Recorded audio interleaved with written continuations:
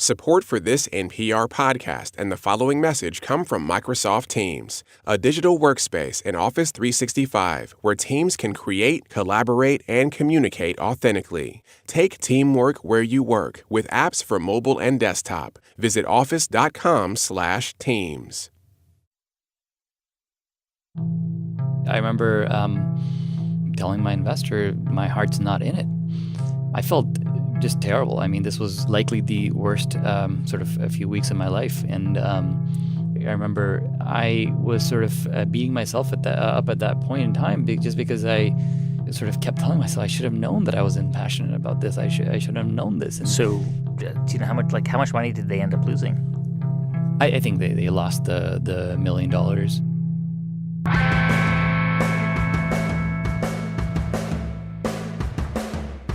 From NPR, it's How I Built This, a show about innovators, entrepreneurs, idealists, and the stories behind the movements they built. I'm Guy Raz, and on today's show, how Apoorva Mehta went from couch-surfing computer programmer to founding a billion-dollar company that's changing the way we get our groceries.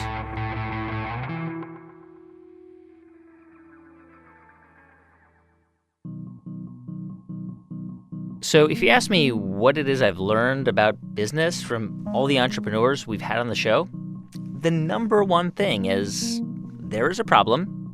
If it could be solved, the world will be better off. And here is the proposed solution. Throw in some hard work and lots of luck, and you've got a business, which is what eventually happened to Apoorva Mehta. He couldn't stand going to the grocery store, hated the parking lot, the lines, the lighting, the whole experience. And as a programmer, he knew there was a technology solution to his problem. And the proposed solution? It's called Instacart.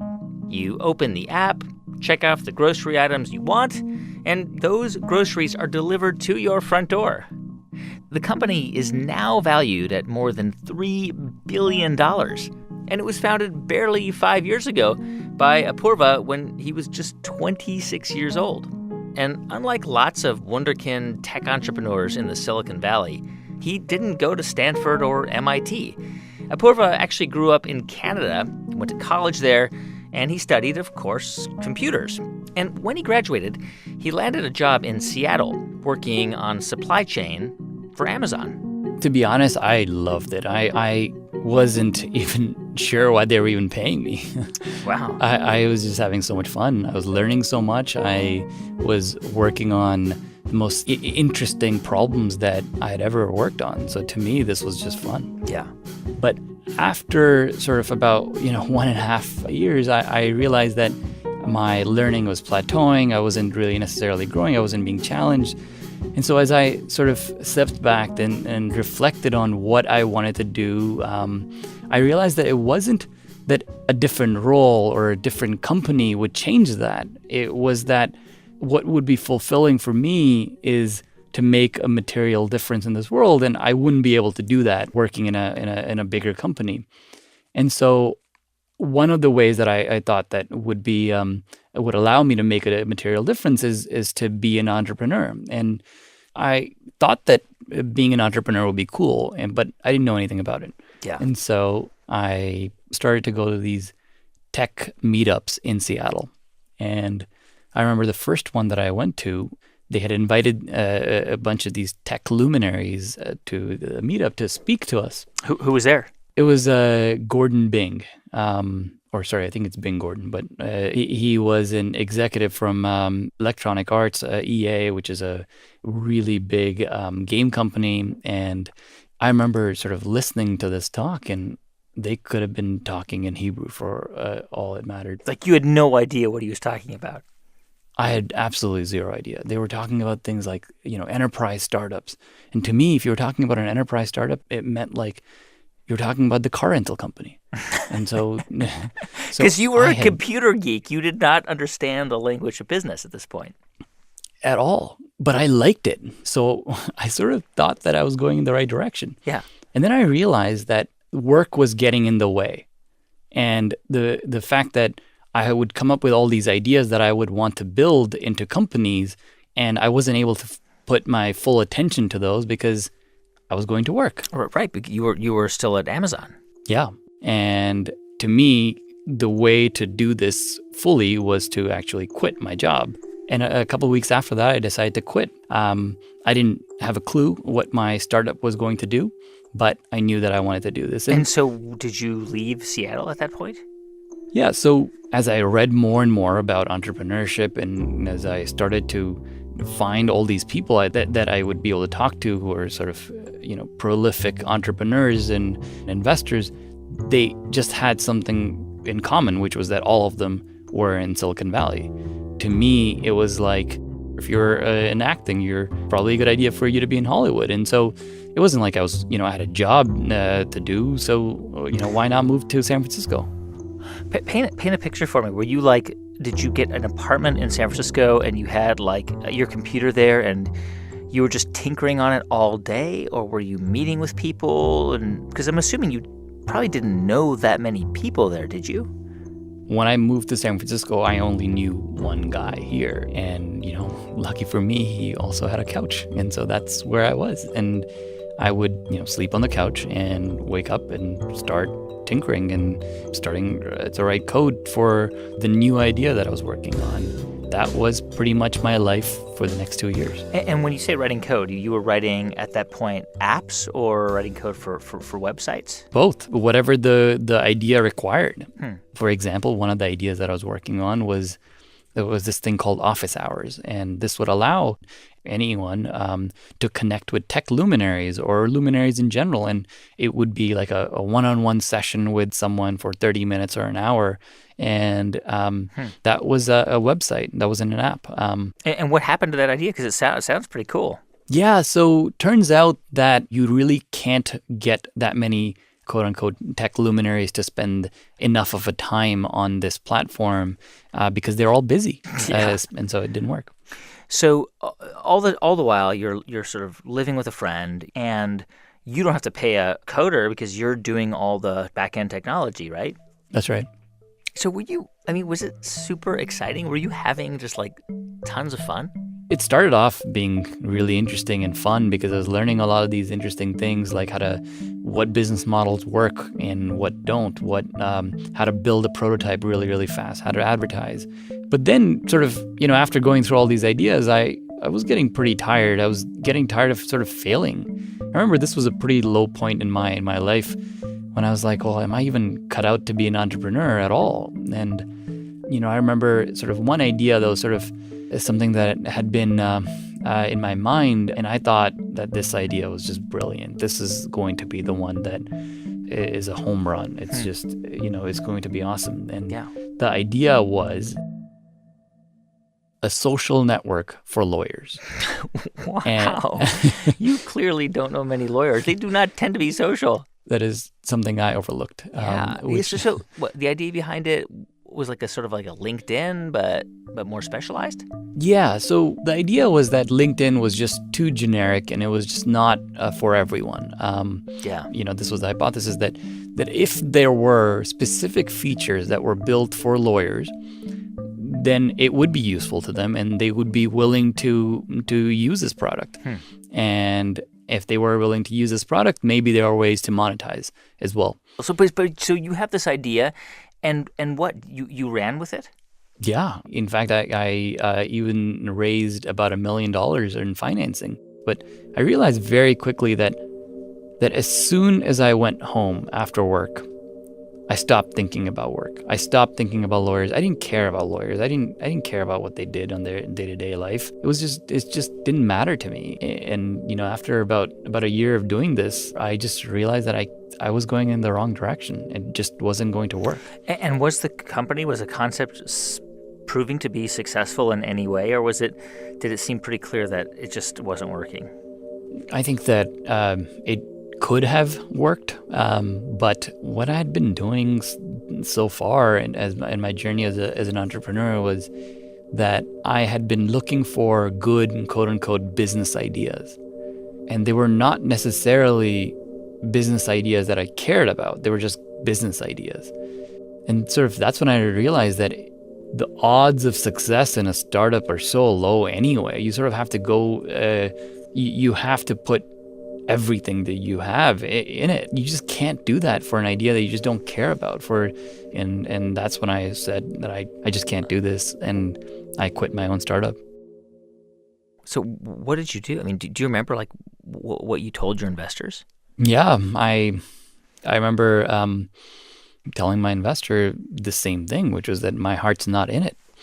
I felt just terrible. I mean, this was likely the worst sort of a few weeks of my life. And I remember having to tell them, look, I'll do what you think is best. If you want, we can return the money. And the good thing here was that these guys were very experienced investors, and they had seen this happen before, and they knew that it was the right thing to do for the company, and it was the right thing to do for me. And they were extremely supportive during this time. So, do you know how much money did they end up losing? I think they lost the $1 million. Wow, that must have been really tough. Yeah, I mean, I think there's this feeling that I should have known this. I should have known that this was not going to work. I should have known better. This is sort of a continuous feeling that happens to me. And I think that I was sort of beating myself up at that point in time, just because I sort of kept telling myself I should have known that I wasn't passionate about this. I should have known this. And to give you some perspective, I was I'm not an American, and so I didn't have any income, and I was in a country where I only had a limited amount of time that I could really be here because I'm an immigrant. And so during this time, my mom also was going through some health issues as well, and this was just the worst time in my life. I remember sort of so many nights when I would just wake up and cry because there was just nothing else I could do. How were you able to turn that around? I mean, it's hard to pinpoint one sort of single, aha moment, but it was sort of a feeling in my mind that it had been developing over the whole entire year, which was that I should be doing something that I care about. I should be doing something that I'm passionate about. And it turned out to be something that was sort of pretty close to home. And that was the fact that ever since I can remember, from childhood memories I'm talking about, I had always hated every aspect of grocery shopping. Going around in the aisles in a grocery store, or waiting in line at the checkout, or in some cases, frankly, memories of being in Canada and waiting for the bus with all the bags in your hands and your fingers are just freezing in the cold. Everything about it to me was just painful. And for the last 2 years of my life, I had just worked on building all these cool apps and products and so on. And I realized that I did everything online. I bought stuff online, like books or whatever, and I met people online. I watched TV online. I was doing everything online. But the one activity that I've always hated in my entire life, I was still doing in the most inefficient way possible. To me, that was a problem that I cared about. That was a problem that I was so passionate about that I had to solve it. Apoorva, how long did it take you to go from that low point when you left the lawyer social network company to when you started to think about Instacart? Was it days? Was it weeks? Was it months of being depressed, or longer? It was a few weeks, and I remember this was really interesting because there were weeks where I was so depressed, the lowest points in my life, and as soon as I started thinking about this idea, I was at a high all the time. Right, like this was just it's sort of like the feeling of falling in love. You can't stop thinking about it. That's Apoorva Mehta in just a moment. How quick thinking and a 6-pack of beer got Instacart on the radar of Silicon Valley's biggest investors. I'm Guy Raz, and you're listening to How I Built This from NPR.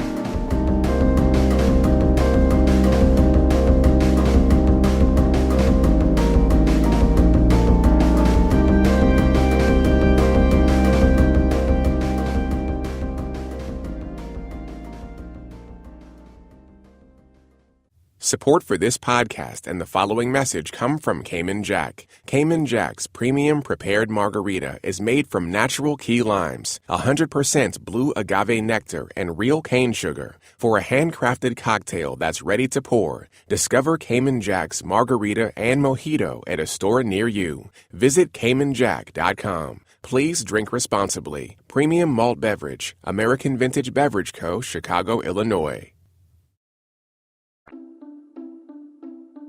Hey, welcome back to How I Built This from NPR. I'm Guy Raz. So it's 2012.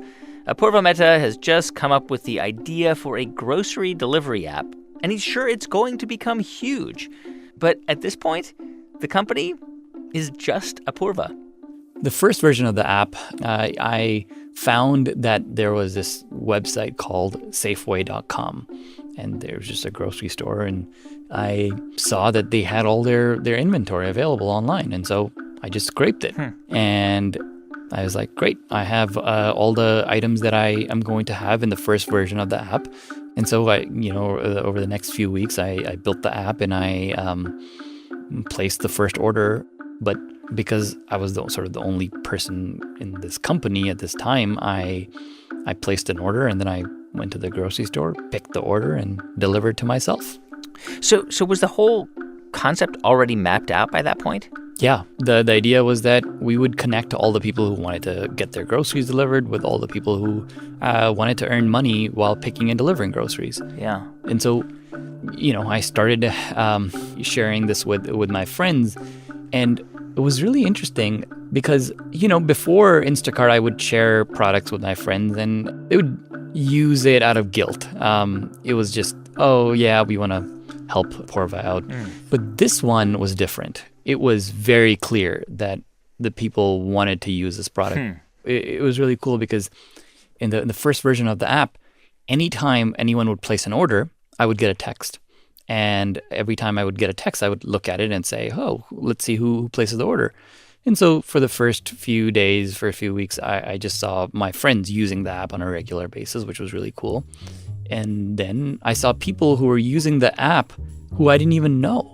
And so what had happened was that my friends were sharing the app with their friends. This word of mouth was starting, and people were telling each other about, hey, you can get your groceries delivered. And so that's when I realized that I needed more people to pick and deliver the groceries. Yeah. Was it called Instacart at this point, already at the beginning? Yeah. So the name was called Instacart. I didn't have the domain name at the time, so it was called getinstacart.com was where you would find the app. Yeah. And to me, the idea was that customers should expect instant gratification, and anything less than that would essentially mean that there was just another barrier in the customer experience that you're adding. And there are, and even at the time, there were other delivery services, right? Like Peapod and Amazon even had one and still has one, and Fresh Direct and others. But I guess their models were completely different, presumably because they had inventory. You did not have any inventory. Yeah. I realized even from day one at Instacart that our biggest competitor was going to be Amazon. Your former employer. That's right. And I realized in order to sort of really compete with them, I would have to do something that's meaningfully different. And it couldn't be something that was like cheaper or anything like that, because Amazon has gobs and gobs of money. So it wasn't that. It just had to be something that they just wouldn't be able to do. And it turns out there are a lot of retailers across the country where people really want to shop from. People get their favorite types of groceries from, and they don't like Amazon. And so to me, it was the ability to sort of build something for the retailers to be able to compete with Amazon was the way to go. And what that would allow the customers to do is get their groceries from their favorite grocery stores and get a much better selection than you would be able to get on Amazon, just because every single grocery store is on this platform. And so you have just many more items and many different types of items than you would be able to get on Amazon. So from the time that you built this and started to kind of test it, to the time when you thought, all right, I better go out and get some money to scale this. How long was that? Like a few months? Yeah, I think it was just 2.5 months. Wow. And I mean, it was becoming pretty clear because I was just hiring all these people with my very limited money. And my bank balance at a time actually hit zero. Wow. I knew that was obviously not good. And how were you finding people to hire? I mean, you're talking about personal shoppers, right? That would do the grocery shopping. How were you able to find those people? well, at first it was just Craigslist, really. Yeah. I would just post an ad and get a bunch of people to interview. And I remember the first guy who I hired as a shopper, he was wearing a suit and a tie for the interview. And I was like, well, this is a job for picking and delivering groceries, but if he's wearing a suit and tie, I better hire him. And so that's what I did.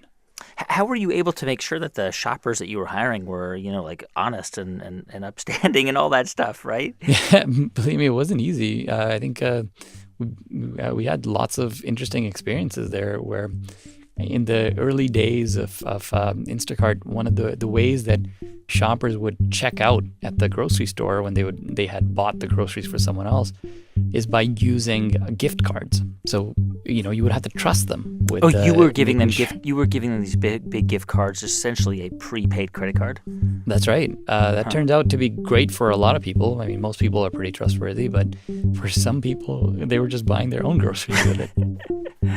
So were there like other hurdles you had to deal with? Like, what would happen if the store was like out of avocados or something? Yeah. So, for example, if you don't have the Heinz ketchup that you ordered, right? How do you make a substitution for that? Yeah. And so we realized that we would have to make that app pretty smart because it would have to understand, hey, this item's out of stock. What should I replace this with that costs around the same, but is something that the customer will be happy with? So what happens? Does the shopper call the customer and say, hey, they don't have Heinz ketchup, but they've got Hunt's. Do you want that? Yeah. So initially, we tried with not calling the customers, and we said, hey, customers will probably find this pretty intrusive.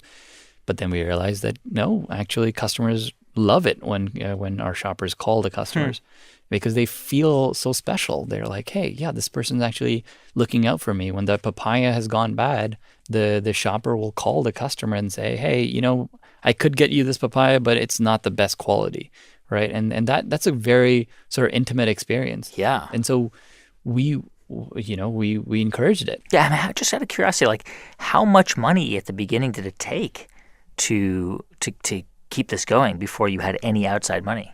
I think it just took a few $1,000s because, you were paying all these shoppers and you had to pay them with the hours that they worked. And then the money that, the customers would pay would show up a few days after. And so there were times where I would just not have any money. Yeah. And it was very clear that we needed financing. So how did you find the investors?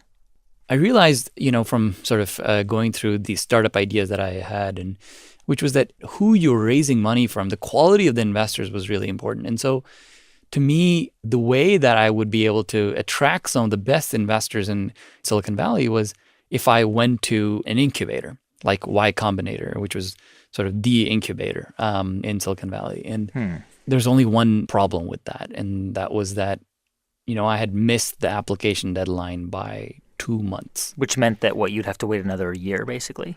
That's right. And I just didn't have the time to wait for that. And so I asked some people that I had met in San Francisco to connect me with the partners in Y Combinator. And then finally I get one response. And it was Gary Tan, one of the partners at Y Combinator. He said, look, it's likely not going to work, but you can fill out a late application. So I filled out a late application, and then finally I get a response from him, and he says, nope, it's too late. And I was like, this sucks. And I was thinking about it, and I was like, this guy, does he even know what Instacart is? Has he even tried out the product? Does he even know why it's different? And so what I did was I opened the app, I ordered a 6-pack of beer, and I addressed it for the Y Combinator headquarters. And half an hour later, I get a call from Gary Tan, and he's like, what is this? And And I was like, oh, this is Instacart. And I guess the beer must have been pretty good because he asked me to come in the next day for an interview. And so I show up for the interview the next day, and soon after that, I was accepted. And so that's how, Instacart got funded. Wow. And the business model was based on the idea that there would be a delivery fee plus, obviously, a premium. Like you'd pay a slightly higher price for a product than you would if you actually went to the store and bought it yourself. That's right. Early on, because we didn't have any retailer relationships, we would have to mark up the items, and there would be a small delivery fee as well. We didn't know, if customers would actually want to pay that. And turns out there are a lot of customers who are okay with that. But then we realized that if we partnered with the grocery stores, we could really reduce the premium or make it to be, frankly, the same price as the store. And that dramatically changed the way that people interact with Instacart today. So when you say partner, I mean, you were able to reduce the cost of the groceries because the supermarket partnered with you, actually paid you guys to do that service on their behalf? That's right. So today, hundreds of retailers across the country pay us a fee to be on Instacart. Yeah, I mean, and I guess the question is, why wouldn't a big grocery chain, right? Like I know you do a lot of Whole Foods, for example. Like why wouldn't they just make their own Instacart? Is it just cheaper to work and more efficient to work with a company like yours that already exists and has the infrastructure? Well, so it's definitely cheaper because, we have all these grocery stores who already work with us. And so it's definitely that. But I'd say that the main reason is that we are a technology company. And a lot of the grocery stores are very good at managing grocery stores, managing the inventory in the grocery stores, managing how the produce is fresh and so on. What they're not very good at is solving technical problems, like some of the problems that, for example, I was working on at Amazon, some of the logistical issues. Yeah. So how do you make sure that the shoppers, when they're picking the groceries in the store, they are doing that in the most efficient way possible? We know where the items are already located, and we've mapped them in many cases. And so those types of things are things that a software company would be able to do, and not necessarily a grocery store would be able to do. So, I mean, in those sort of first 2 years or so, were investors like beating down your door to invest in this as people started to download the app and use it? I wish that was the case. Okay. It was pretty hard, to be honest. I think that early on, it wasn't very obvious to most people that this would become something, and because there had been other ideas like this before, like Webvan back in the day during the .com era. And that was one of the biggest failures of all time. Like it literally lost billions of dollars. I remember one time I was pitching a venture capitalist, and we were in a conference room, and he suddenly gets up and he leaves the meeting. Well, I was confused. I was like, well, I was in the middle of the presentation. And he came back with a floppy disk in his hand. And he sort of slams it on the table, and he's like, go home and study what's inside this floppy disk, because it has the Webvan business model. And so you need to understand that really well and why it didn't work. And I was like, well, this guy is just so smart. And, he's like well-known person in Silicon Valley. And like, I must be completely wrong. And thankfully, I guess I didn't have a way to open the floppy disk. It just didn't have a floppy drive. But so I never really looked at the business plan there. But, it was just, there's a lot of self-doubt, How did you overcome that self-doubt? How did you know that, or did you just kind of live with it? I think, as an entrepreneur, at least me, I've just gone through these roller coasters of emotions every single day. You'll hear some investor telling you something like that, where they completely rule out your idea as something that's going to work, or someone in the press says something. And other times you're growing really fast and customers love your product, right?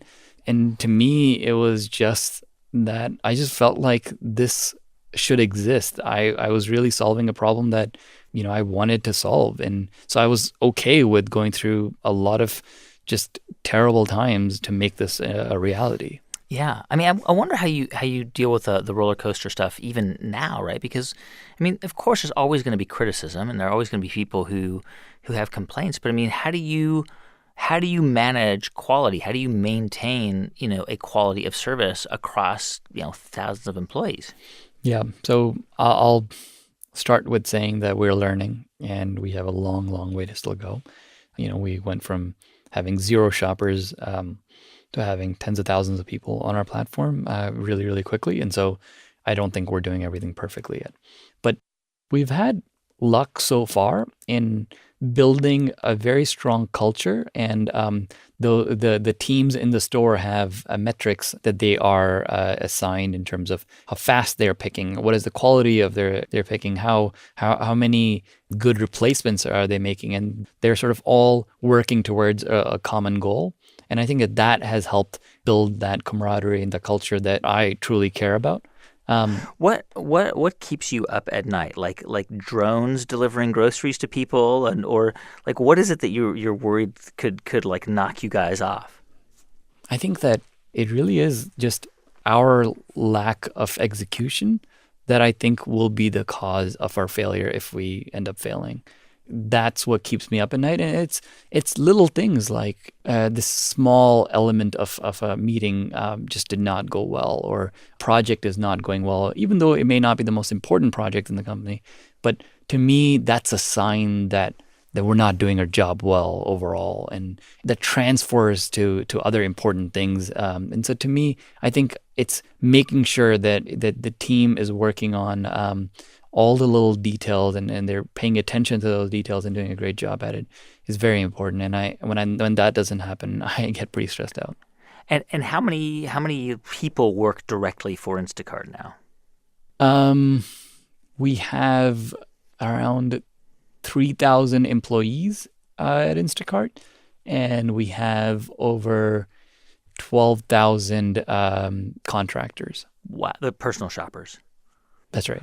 That's incredible. I mean, you started this 5 years ago, like in a depression and a funk, after failing with this $1 million gamble. That's nuts.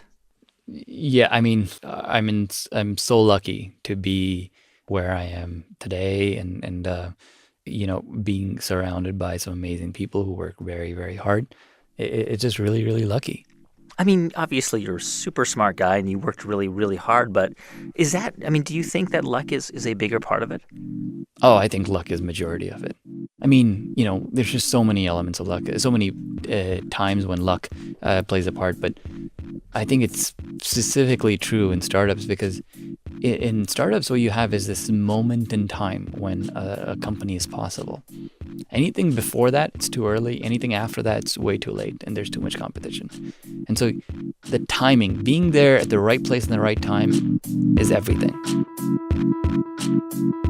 Apoorva Mehta, founder of Instacart, a company, as we mentioned earlier, now valued at $3.3 billion. It's made Apoorva a rich young man on Forbes' list of the richest people under 40. Apoorva comes in at number 31. Oh, and his late-night Instacart order? Apoorva told us it's ice cream, cheese, crackers, and figs.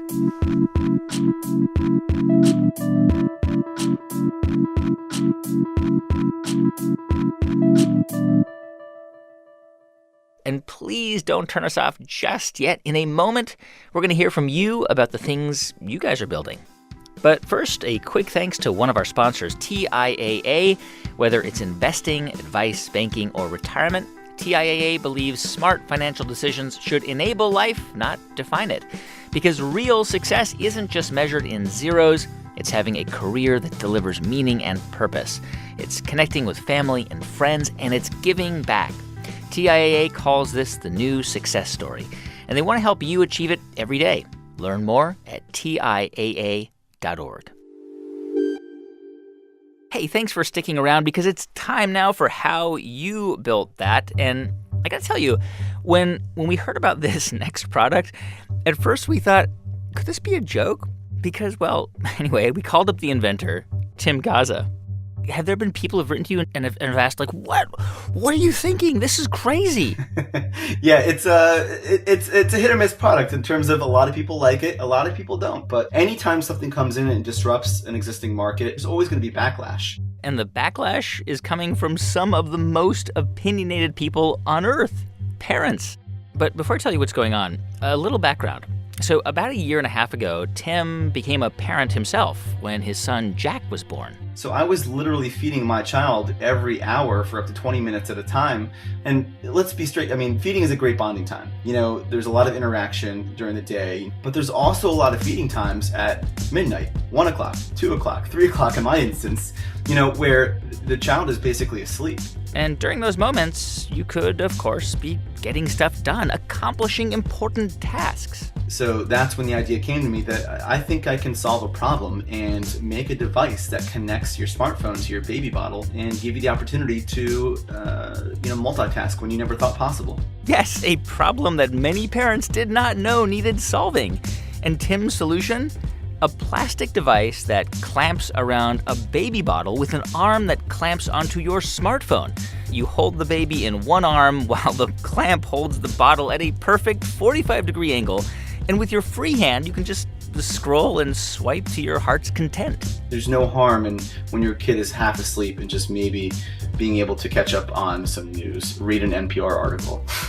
Or, play Candy Crush. Everyone has their own opinions, but parents are already using their phones while bottle feeding. We're just providing a more secure method of doing it. Tim has the perfect name for this device. He calls it the Swipe and Feed. And after he had that light bulb moment, he made the first one for himself in his basement. I got some actual tin foil and layered a bunch of pieces. And Tim made a mold out of the tin foil. He flattened it out over some plastic, and then he used a heat gun to bend the whole thing into the right shape. And I made my first very rough prototype. And I kept making those prototypes for probably the first couple months and just talking to people, especially parents. I talked to a lot of parents. And, after some parents thought that this is definitely something that they would buy, I thought, well, should I sell these? So Tim started a Kickstarter campaign. He raised $13,000, enough to pay for his first batch of inventory. And he eventually found 2 manufacturers, one in Michigan, the other in North Carolina, to make the plastic and silicone parts of the Swipe and Feed. And then he assembles them right there in his house. So I get boxes and boxes of plastic pieces that are assembled and finalized in my basement, and I'm shipping from the same desk that I'm talking to you from right now in my basement in Reston, Virginia. Since January, Tim's sold almost 1,000 of these things. But for now, he's keeping his day job as a corporate recruiter. Would I love for this to be my full-time job, or do I think it could be? That's like asking someone if they want to win the lottery. Sure. This could be a great success, and I hope it is. Okay, but back to the backlash part. Parenting blogs have been lighting up, and some parents say the Swipe and Feed will utterly destroy the parent-baby bond, perhaps even bring an end to civilization as we know it. But Tim, he's optimistic. And if you spend all your time focusing on the people who just, are there to try and bring you down, then you never look forward and you never get anything done. And it's not like you made an ashtray connected to a bottle feeder. That would be bad. Yeah. Again, it's just new, and there's going to be some buzz around that. And to some extent, that buzz, whether people are saying great things or whether people are saying bad things, that buzz is still good when you're bringing a product to the market. That's Tim Kaza of Reston, Virginia. To find out more about his company, Swipe and Feed, go to our Facebook page. And of course, if you have a story about something you're building, please tell us about it. Go to build.npr.org. Hey, thanks so much for listening to the show this week. If you want to find out more or listen to previous episodes, you can go to howibuiltthis.npr.org. You can also write to us at hibt@npr.org. And if you want to send a tweet, it's @howibuiltthis. Please also help us out by subscribing to our show on iTunes or however you get your podcasts. And while you're there, please leave us a review. Our show was produced this week by Ramteen Arablouei, who also composed the music. Thanks also to Neva Grant, Sanaz Meshkinpour, and Jeff Rogers. Our intern is Claire Breen. I'm Guy Raz, and you've been listening to How I Built This from NPR.